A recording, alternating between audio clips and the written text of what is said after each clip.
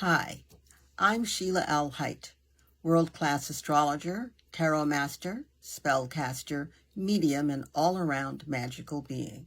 And I'm here this week to talk to you about this week's astrology. So this week is less about planets interacting with each other and more about setting the stage for the dramatic occasions, planetary occasions that will visit us, the things that will happen, the drama, the stage of life. And it's going to be quite dramatic and quite a stage next week. So before any great production, of course, you have to set the stage.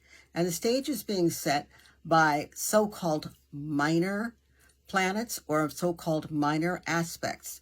But in this case, the first one we'll begin with is Chiron. Chiron is not a planet, it is an asteroid. It has a definite important energy for all of us. Chiron is the wounded healer, the part of us that has a soul wound, us as individuals and us as a society. And the soul wound, the core wound, what is going on that keeps us from being as wonderful, brilliant, and happy about ourselves as we were meant to be? And it's always around the core wound. Now, when Chiron is in a particular sign, it points to the issues of that particular wound and that particular aspect of your core. So, Chiron reveals the core wounds so that we can create the solutions necessary to heal the unhealthy practices that cause those wounds. A lot of the issues we as a society are dealing with are because, on a deeper level, these are issues we dealt with the last time Chiron was in Taurus, which was in the late 80s. So it's like a spiral. It operates that way. So in the 80s, we were here with dealing with it. Well, we're now several years later, and we are here in the 2020s, and we're up here with it. Same issue, same wounds, but we healed a lot.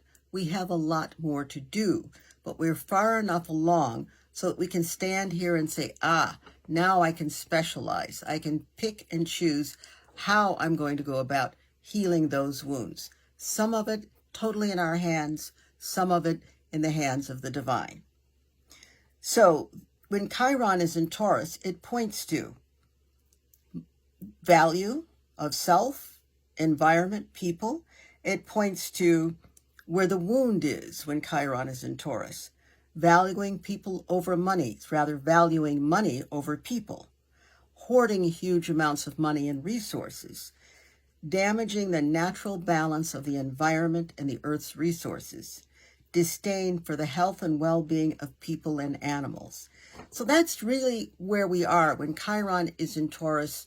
It speaks to us. And if you'll check what was going on in the late 70s, early 80s, we had a war in the Middle East then too, and Iran was a part of all that. We also had issues with oil and supply, and we had issues with farms and food and lack of.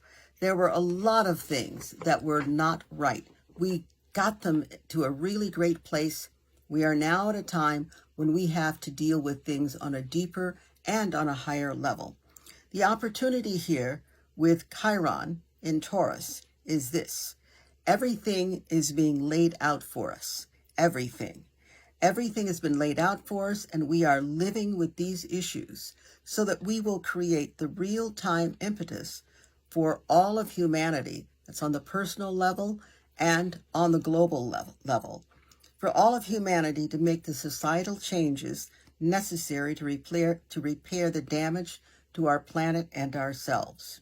That's a biggie. And we're going to be in that. Chiron will be in Taurus for 7 years. We're going to be there. We'll have 7 years to really pull this together before Chiron moves to another sign. Now, we're also going to be entering next week eclipse season. Eclipses are intense and karmic. They definitely, and they are filled with drama, and they don't take no for an answer. The effects of eclipses are far-reaching, and they insist on and then do bring about the birth of what must be born and the death of what must be released.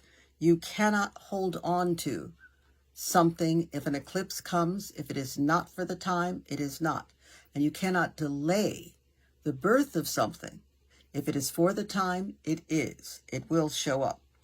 The eclipse season will begin with a very dramatic total solar, that's a new moon, eclipse in Leo on August 12th. So, wow, a total solar eclipse during Leo season. Big stuff. Please write down one new thing you want to manifest during this eclipse season and follow through on the steps that'll help bring this into manifested reality. Then we have another thing that happens. Sometimes a planet will ignore the rules and go its own way. When a planet rebels, we call it out of bounds. This time, the rebel planet is Mars. Mars is the planet of how we take action. Mars is the planet of aggression. Mars is the planet of masculine energy. Mars is the planet of war. Mars is the planet also essentially, not just initially, but essentially of healing, because Mars rules, is one of the rulers of surgery and the scalpel. So it's all about how you want to go about this surgery. I prefer, if I have to endure surgery, anesthesia.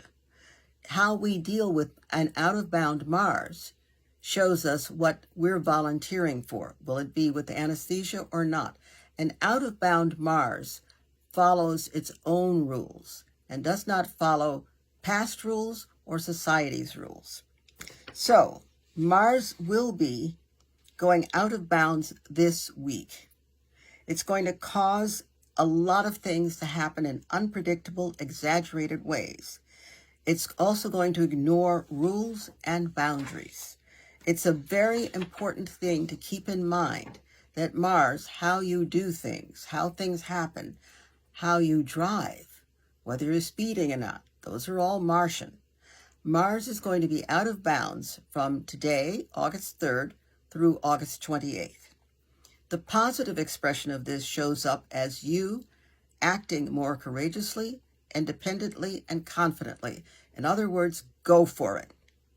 The negative expression of Mars out of bounds shows up as aggression, abuse, speeding, whether you're in a car or not, recklessness, and abusive ego displays. There are more people on the planet than you. You have to remember that. And actually, not only are there more people than you, many of them have something just as important, or sometimes, dare I say it, more important than you. Well, stay grounded, breathe deeply, think and act rationally, and do wear ankle weights. From August 3rd to August 28th, wear ankle weights. Wherever it is that you've got to go, you don't have to go that fast. You'll get there. So the two specific things happening with planets and signs this week. On Thursday, the planet Venus, the planet of women, the planet of value, especially self-value, the planet of healing, the planet of money and harmony and relationships. Venus will enter one of the signs that it rules. Venus rules both Taurus and Libra. Well, on Thursday, Venus will enter Libra. Libra wants harmony. Libra wants balance. Libra wants to make sure that everything and everyone has a flow and follows the direction of that flow. So the focus will be on value and harmonious relationships, relationships with self, relationships with others. Cooperation and compromise will be the important verbs of this time. Please stay connected with what's really important to yourself, and don't allow yourself to unnecessarily put others first just to keep the peace. Sometimes you've got to say or do that thing that needs to be said or done. Sometimes bending over backwards will literally break your back, and it's not a good idea. The other big movement this week is on Sunday, Saturday and Sunday, late Saturday, early Sunday. The planet Mercury, the planet of communication, the planet of roadways, the planet of conduits, how we get from one place to another, the planet of plans, will go into the sign of Leo. Leo is ruled by the sun. Leo is quite something. Mercury is, as I said before, rules communication, plans, roadways. Leo rules creativity, romance, drama, and self-expression. Please be mindful of the impulse to be center stage all the time. I'll say it again. Please be mindful of the impulse to be center stage all the time. An occasional star turn is fine, but do remember to give the other players in the scene the stage and the space to act out their parts. Yes, there are more people on the planet than you, and many of them have something to say that's of value to the current play we're in. This is a great time with Mercury and Leo to write, to paint, to express your inner self in an outward manner, to be the creative expression you were intended to be.